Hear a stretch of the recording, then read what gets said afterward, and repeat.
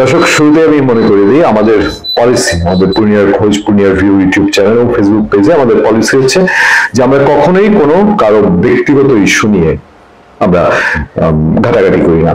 আমরা প্রচুর সমালোচনা করি এনসিপি, আমরা প্রচুর সমালোচনা করি ডক্টর মোহাম্মদ ইউনূসের, বা অতীতেও আমরা বিভিন্ন চলচ্চিত্র অঙ্গনের লোকজনের তাদের ক্রাইম ইস্যুতে আমরা সমালোচনা করেছি, কিন্তু ব্যক্তিগত ওই রসালো আলাপের দিকে আমাদের কখনোই আমাদের নজর থাকে না এবং আমরা এটা পারতপক্ষে আমরা এসকেপ করি, আমরা এটা এড়িয়ে যাই এবং আমার মনে হয় সেটাই হওয়া উচিত। ইভেন দো এই এনসিপিরও অনেক সোশ্যাল মিডিয়া অনেক রকম ভিডিও টিডিও ছড়ায়, অনেক কথাবার্তা ছড়ায়, ওইটা ক্রাইম পর্যায়ে না গেলে আমরা বলেছি যে আমরা এগুলো নিয়ে কথা বলতে আগ্রহী না।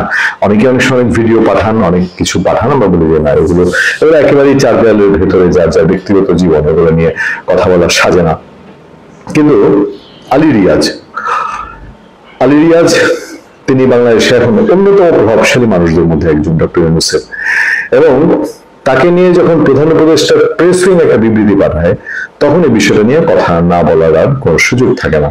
অ্যাটলিস্ট যে বিবৃতিটা এসছে সেই বিবৃতি নিয়ে একজন নারীকে নিয়ে কথা উঠেছে। আপনারা খেয়াল করে দেখবেন, একটা নারী এই বাংলাদেশে এরকম পরিবেশে, আলী রিয়াজ যখন দুর্দান্ত ক্ষমতার কেন্দ্রবিন্দুতে, তখন তিনি নিজের পরিচয় প্রায় প্রকাশ করে তার ভিডিও নিয়ে, আমি ভিডিওর বিষয়বস্তু নিয়ে কথা বলতে চাই না, কিন্তু ভিডিওতে তাকে দেখা যাচ্ছে মাস্ক পরা থাকলেও এখন তিনি তার পরিচয় প্রকাশ করে দিয়েছেন। এবং কতটা হিম্মত, অথবা বলে না যে সবই তো শেষ, তাহলে আর এখন ঘুমটা রেখে লাভ কি, সেরকম সিচুয়েশনে একটা নারী যেতে পারে। কোন ধরনের সিচুয়েশন, এই প্রশ্নটা কি ওঠা স্বাভাবিক না?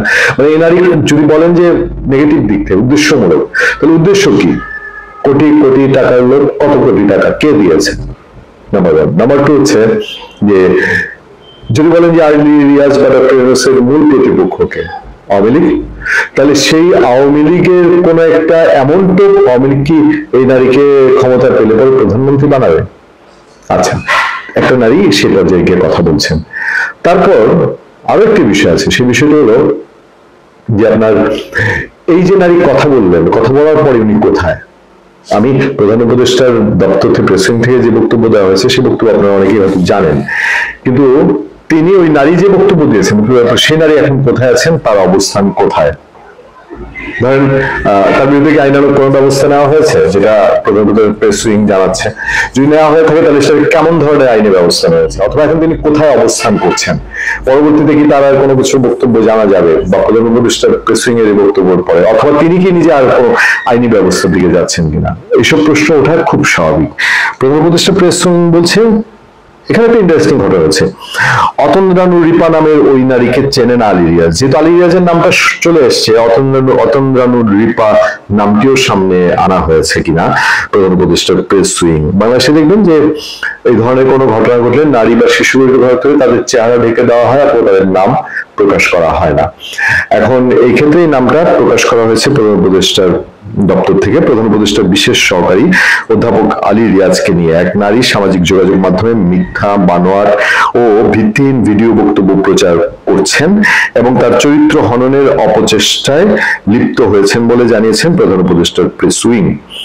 তার মানে আমরা যেহেতু প্রেস উইং এর বক্তব্য আমাদেরকে জানতে হচ্ছে, মেনে নিতে হচ্ছে, এবং এটাই সবশেষ ট্রু বা পুলিশটা বিষয়ে ধরে নিব। সুতরাং আলী রিয়াজ চরিত্রবান এবং চরিত্রহীন নন, এবং তার বিরুদ্ধে ওটা নারী কেলেঙ্কারি ঠিক নয়।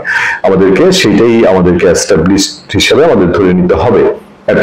যেহেতু আমাদের প্রধান উপদেষ্টার প্রেস উইং বলছে কোন রকম নারী কেলেঙ্কারিতে আলী রিয়াজ যুক্ত নন, তাই তো? আচ্ছা, অধ্যাপক আলী রিয়াজ ওই নারীকে চেনেন না জানিয়ে প্রেস উইং বলেছে সরকার বিষয়টির দিকে গভীরভাবে নজর রাখছে এবং এই মর্মে ব্যবস্থা নেওয়ার বিষয়টি বিবেচনা করবে। ভেরি গুড, ঠিক আছে, বিবেচনা করবে।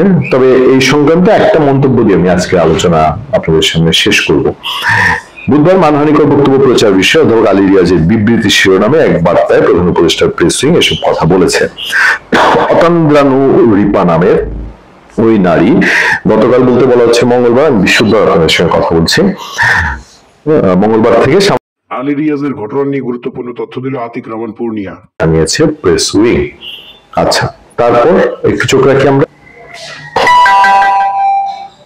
ওই বার্তায়, আলী রিয়াজের পক্ষে যে বার্তা, তাতে বলা হচ্ছে অধ্যাপক আলী রিয়াজ জানিয়েছেন তিনি এই বক্তব্য প্রচারকারী নারীকে চেনেন না। এই প্রসঙ্গে একটা মন্তব্য দিয়ে শেষ করবো বলেছি। তার সঙ্গে যোগাযোগ বা সম্পর্কের বিষয়ে যেসব দাবি করা হয়েছে তার সর্বৈব মিথ্যা। তিনি আরো জানিয়েছেন, মানে আলী রিয়াজ দাঁড়িয়ে জানিয়েছে এ ধরনের মিথ্যা বক্তব্য উদ্দেশ্য প্রণোদিতভাবে প্রচার করা হচ্ছে। এই জায়গাটাই জানতে চাই যে কি উদ্দেশ্য প্রণোদিত, কেন একজন হঠাৎ একটা নারী যাকে আলী রিয়াজ চেনে নেই না, তিনি কোন উদ্দেশ্য পারপাস সার্ভ করার জন্য এটি প্রচার করছে। এটা যদি প্রেস উইং বা আলী রিয়াজ অথবা সংশ্লিষ্ট তদন্তকারীরা এটা বের করতেন আমাদের জন্য একটু সুবিধা হতো। এ ধরনের বক্তব্য অবিলম্বে বন্ধ করার জন্য সংশ্লিষ্টদের প্রতি অনুরোধ জানিয়েছেন অধ্যাপক আলী রিয়াজ। অন্যথায় এসব মানহানিকর, আপত্তিকর ও চরিত্র হননের অপচেষ্টার বিরুদ্ধে আইনানুগ ব্যবস্থা নেওয়া হবে জানিয়েছেন তিনি। ওই নারী কি গ্রেফতার হয়েছেন? ওই নারী কি কোথাও আছেন, বিশেষ হেফাজতে আছেন? এই প্রশ্নটা আমরা এই জায়গায় করতে পারি না। তার আইনানুগ ব্যবস্থা নেওয়া হবে, নেওয়া হয়ে থাকলে হয়েছে কিনা, না হয়ে থাকলে কোন পর্যায়ে আছে। শেষ শুধু বলবো, আমাদের নিয়মিত আলোচক সাংবাদিক, সিনিয়র সাংবাদিক শঙ্কর মৈত্র তার একটা সোশ্যাল মিডিয়া একটা পোস্ট দিয়েছেন। তিনি নিজের বক্তব্য দেন নাই, তিনি শুধু জুড়ে দিয়েছেন যে আলী রিয়াজ বলেছেন নারীকে চেনেন না, কিন্তু নজরুলের কবিতার সুর ধরে তিনি বলেছেন যে বনের পাখি গান গিয়ে যখন চলে যায় ওই পাখিকে কেউ মনে রাখে না। ভালো থাকবেন, সুস্থ থাকবেন। আপনার সেটা আতিক রহমান, পূর্ণিয়া।